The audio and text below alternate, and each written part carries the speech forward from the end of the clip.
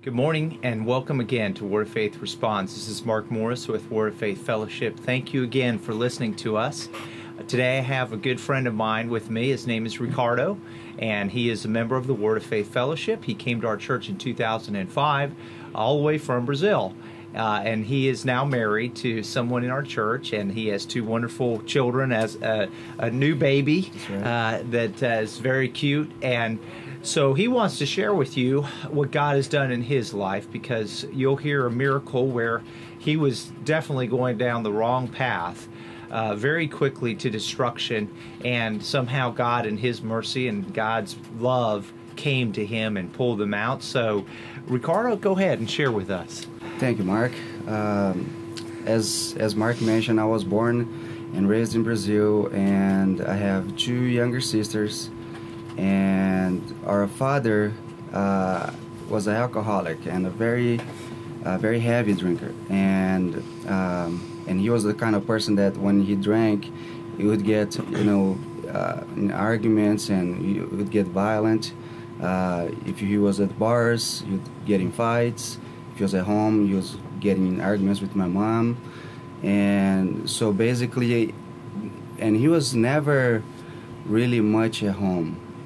Most of the time he was not home, and we as children, we felt that the presence that was not there as a father, and really some of the times that he was at home and he was sober, he was a very nice father, very nice person. Everybody liked him.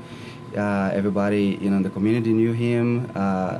He had many friends, but we as a family, we had a dream of dreams that was to see our father at home and sober and without the alcohol. And we went everywhere for help. We went to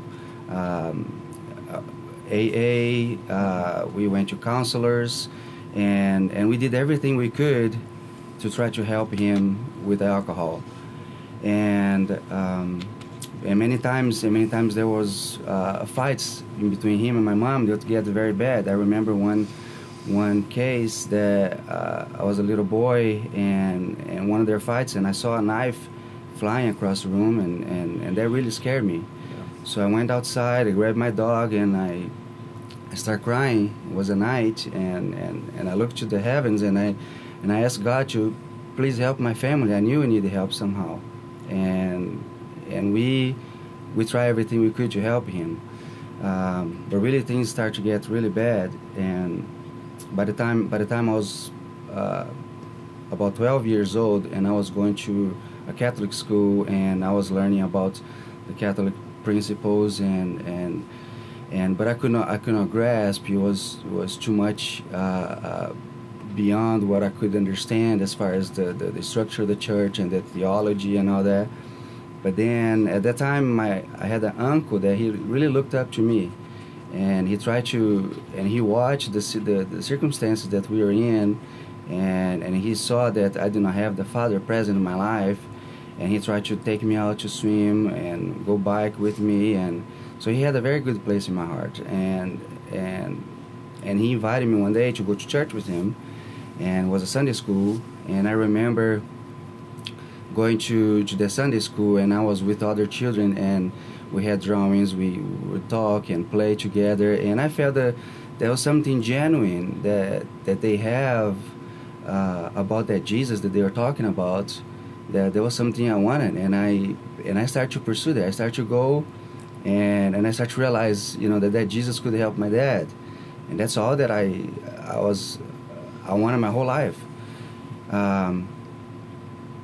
And then shortly after, my mom and my sisters, they start going as well, and we start changing, and my mom started changing, because before my mom was, under a lot of pressure, at the house, and sometimes even financially, because my dad would spend all the money in gambling and drinking, but she was very angry most of the time with the children. She did not know how to really deal with all that pressure, and when she started to go to church, she changed, and my sisters, and we started to see a lot of change in our lives. And when I was about 14 years old, I moved away, and I went to a larger city, about 2 hours away, and to go to school. Was a trade school, industrial trade school, and I was employed. I was a student as an employee, and then at that time, that's when I started to visit my uncle. That very same uncle, he was living in another town, about another hour away, and I used to go to visit him, and he was looking for church at that time, and one of these times that he was visiting several churches, we ended up visiting Paulo's church, Pastor Paulo's church, that's actually affiliated with the Word of Faith here, and that's how I met the people. So, and it was very remarkable to me, the young people reaching out to me and trying to be my friends, and I never forgot that. Even though I went there just a few times, it was very remarkable because I felt that their hearts were genuine. So this pastor, you said his name was Paulo, and correct. So he actually, somehow his church had some connections to right here in Rutherford County, the Correct. Word of Faith here. Okay, Yeah. And that's how I met some of the people, and really later on, when I was about, and then we had a group in my hometown that we started to listen to tapes from Moses Church, from Paulo's church, and we'd go there visit, and they would come and visit us. So we had their support, and then that group eventually, when I was about 18 years old, that group dispersed and everybody went different directions. And at that time I was in college, and I was in a relationship. I had a girlfriend, and and the whole group basically dispersed. Everybody went different directions, and I ended up making very bad decisions because I went to the world, and I started to going party clubs, and I started to live a life that there was really nothing that I had ever done and been before, and very quickly, I was in alcohol. I was drinking a lot, and many times I don't remember getting home. My friends would take me home, and I remember times just throwing up in the streets and doing drugs and party heavily. So my life was a wreck, for many years, and I really regret that I ever done that. But somehow I knew, the struggles that I was in. I didn't know how to get out, and I really had no hope. And I had a lot of stuff, stuffed inside of me. A lot of the rejection growing up, a lot of the struggles that my family had, and I had nobody to help me.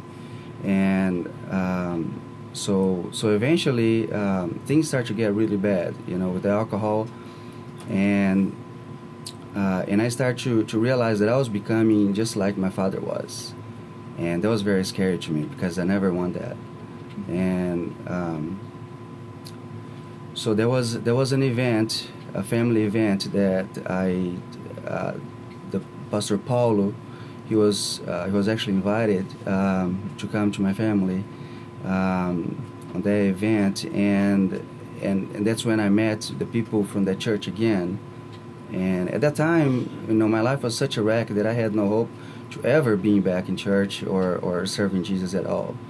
And so really I was hopeless. But in that occasion, I remember the daughter-in-law, the pastor's daughter-in-law, she reached out to me, she talked to me, and and out of her kindness and her concern about my life, she gave me a warning, saying that something really could happen to me, something really bad because of my lifestyle. And I did not heed the warning, and that was God warning my life for what was about to happen. And about 6 months later, I had a very bad accident at work, the company I was working with, and I lost part of my finger, and that was a very, very tragic situation in my life. It was a turning point where I realized that my life, I need to do something about it. I knew how far I was going, and that was too far. And I had two options there. I started to, thinking that life was, I didn't have any purpose for life anymore. Where I could turn to God to help. Did you actually end up in the hospital? You said you lost part of your finger. What happened with that? Correct. I had an accident, and I was in the hospital for several days. And one of the things that was really remarkable to me was thinking that as many, hundreds of friends that I had, I was in the hospital for several days and nobody came, but my immediate family, my mom, my sisters, and then I realized, that the friends that I had was not really friends. Yeah. They really care about me. And that's when, I was in the hospital, and I felt that, God started to settle my heart enough so I could really, weight on the balance where my life was heading. Excuse me. And so shortly after, I realized that I really need help. I need help. I didn't know how to change things. I didn't know how to change my lifestyle, and I didn't know how to stay away from my friends. I didn't know how to change, really, because it was impossible to me. Growing up as a very well-behaved young boy, responsible as an example, I became the opposite, and I became wild, and I did not know how to do anything about it. So then later on I started going with my mom to church, and at that time, I looked very rough. I had long hair, my lifestyle was really, really bad, and but they started to reach out to me, and I started to go to that church. But I knew that if I was really serious about changing and about getting help, I knew where to go. I knew that people that were really genuine about serving Jesus and serious about what they preach, and they live like they preach. So I started to reach out to Pastor Paulo's church again, and their friends there, and my uncle was in that church at that time, and it was about almost 3 hours away. And so it was about a year later, I decided that I want to move there, that I want to help, and I really wanted my life changed, and I knew that these people could help me. Did you? And you were talking about your life of drinking. You ended up following in your footsteps. How about your? You had two sisters, you said. Did they end up following in your life? Did they stay with their mom and not do those things? Yeah, they stayed with my mom, really, for the most part. Okay. Because, see, when I was younger, even 14 years old, that I moved away, but my sisters were always with my mom. Okay. Yeah, but I don't think they ever really got into that lifestyle and being that bad of a shape. But then, so as I was saying, when I got really serious about changing, and about getting real help, I realized that it doesn't matter what it takes, and so I was willing to move away. So it was about 3 hours away when I decided to move, leave everything behind me, and I want that lifestyle behind me. I want that door behind me closed, and I want to go on, and I want to know Jesus now. I want to help. So my uncle was there, and he was my only family there. So shortly after I moved, about 3 months later, really, he left the church. He left the church, he left me, and he eventually, left his wife, his son. So it was a devastating time in my life, where I, the only person that I had, here I'm trying to get my heart right with God and trying to serve Jesus, and he was the only person that I had that I felt that, could give me that support and be beside me. He was gone. So that really crushed my heart.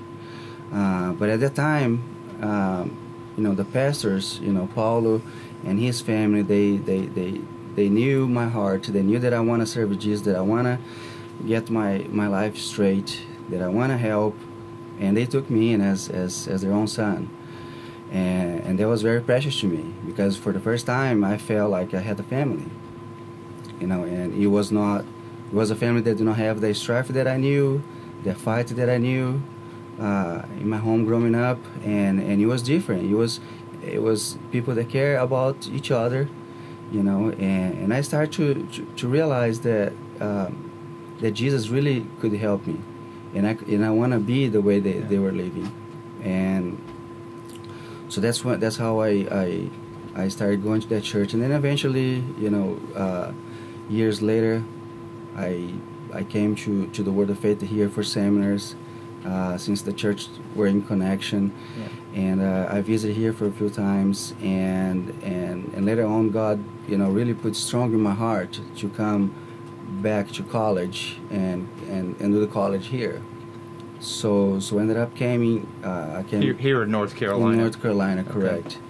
Okay. I came to go to college, and while I was in college, I was attending the church here, and then I ended up meeting my wife Joyce, which she has been in the program before, yeah. And now we are very blessed family, and I consider myself a very blessed man, with 2 beautiful children, the most precious little children could have asked for. And what God did for me was really incredible, Mark. Because I remember the times being in the pit, and in my sin, but deep inside of my heart, I knew that things were wrong, and I knew that if I really want to help, I need God to help me. I need Jesus to help me. At least I knew there was something wrong, and I wanted something happen. And I feel that God really has blessed me through the years, and I see my life now changed, and the family that I have is just a gift that God gave me. It's a blessing, that something that I look back at that I could not even deserve, but God started to bless me and change me and help me, and I'm a different person today. The person that I saw myself becoming on my dark days, where I did not care about people. Mm-hmm. I did not care about anything, because I was getting hard inside, and I did not know how to deal the things that I had inside of me. But I found Jesus that can heal and that can restore, right. All the hurts, all the stuff that goes on inside of you, Mm-hmm. And you mentioned that you saw your life change, you saw your heart change. You were at one time, sounds like an alcoholic, getting drunk all the time, and had this lifestyle. And then you mentioned even your heart just becoming so hard. Can you just tell a little bit about, I know you started going to Pastor Paulo's church, and then you end up coming here. Tell a little bit about how God helped you to get free from the alcohol, how God helped you to find that place in your heart where you even wanted God again.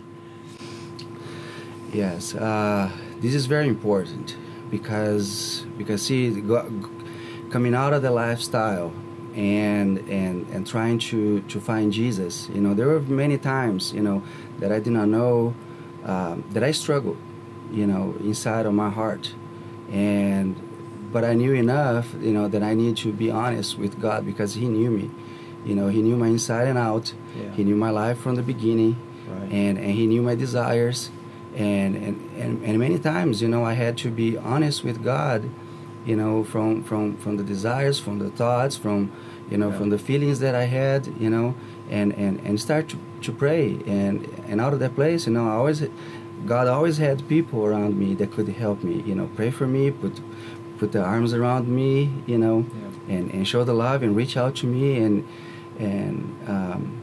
really help me to get delivered from those things, and even remembers us, and there are many things. I mean, there are many things that goes on, inside of somebody's heart, somebody's thoughts, that can stay there for a long time, but I saw, the healing power of God, through prayer, through the love reaching out to myself and restoring, and making things totally different.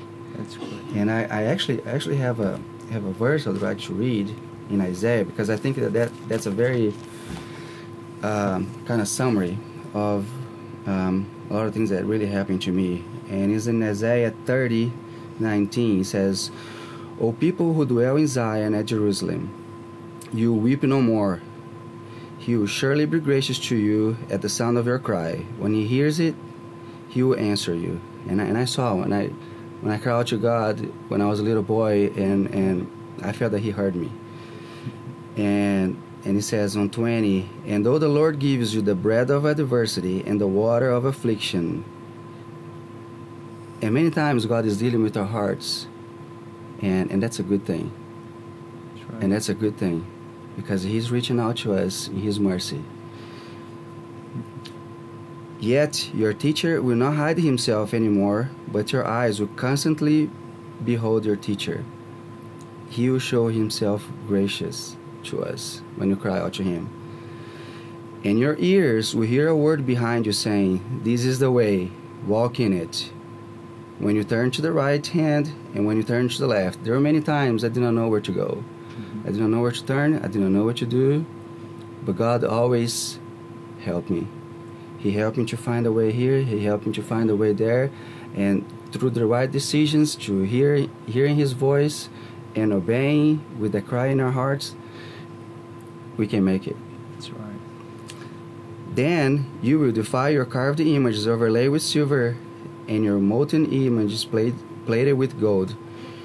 You will cast them away as a filthy blood-stained cloth, and you will say to them, 'Be gone.'" And that's what happened. When God comes and delivers you and changes your heart, those idols and those things are there no more. They no longer exist. "Then he will give you rain for the seed in which you sow the soil, and bread, grain from the produce of the ground, and you will be rich and plentiful. In that day your cattle will feed in large pastures." That means to me the prosperity, and how God can restore and how God can bless you, on their way. And I see my children, I could not have asked for best children. They're so sweet, they're so precious, and that's a family that I always wanted. And I consider a very blessed man, because God has been gracious to me, and God has changed my life and reached out to the pits of hell that I was living in. And that's so true. And what a powerful passage you just read. And as you were reading that, I was thinking that is such an accurate description of your life as you were sharing it, because you were going down the wrong path, and then God came to deal with you. I was even thinking about the pastor's daughter who came to you and said, "What you're doing is wrong. Bad things are going to happen if you don't stop." And God was coming to you. He was warning you. He was dealing with your heart in the midst of it. And then you see how God worked, and He turned your heart to Him, and He taught you each step of the way how to turn, and then God's blessed you as you turn your heart to Him. And so one of the things I loved hearing about as you were sharing, Ricardo, is how God can change the heart of a man. Your heart was hard. You didn't feel like you wanted to serve God. You felt like you wanted to keep going down these paths that were destroying your life, but yet someplace God was drawing you. He was putting things in your heart because He loved you, and He was calling you to Him, and He was calling you to repent, and He was calling you, and you had a little place in your heart. That's right. So many times, I know we see places in lives where there's just one little place in somebody's heart where God's not letting go. He's keeping hold of that person, and he's wooing that person and calling that person, and I see that in your life where God didn't let go of you.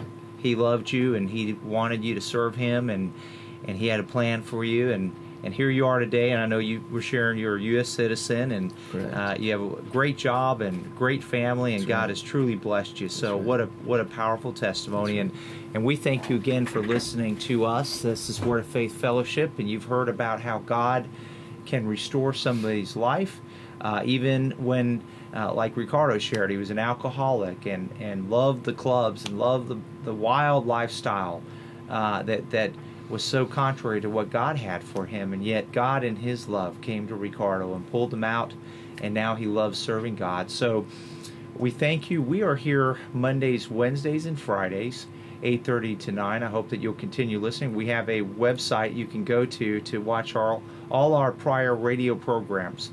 The website is wordoffaithfellowship.org.